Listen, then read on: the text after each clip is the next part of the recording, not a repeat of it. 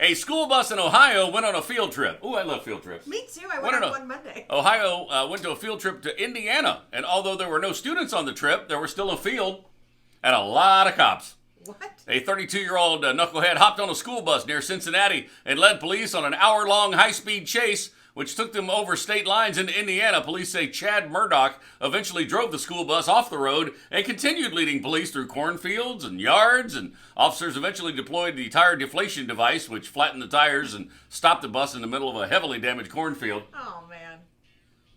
School's out! Woo! A suspect in custody after a slow-speed scooter chase along a Minnesota freeway. Traffic cameras captured the suspect riding his scooter the wrong way on the freeway. He eventually ditched the scooter and jumped on a trailer being pulled by a pickup truck.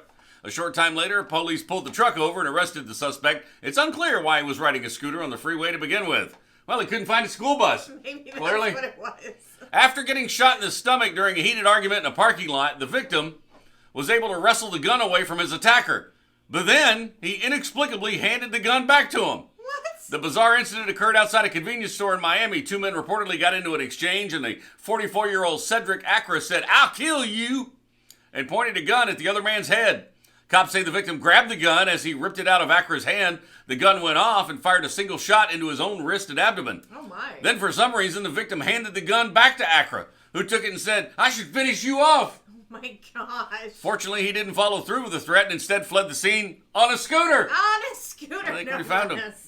Cops responded to the scene, and moments later, Acra came back on his scooter and was arrested for attempted murder. Oh, jeez. What's with all these idiots on scooters? I have no idea. And last but not least, all you need is a headline to this story.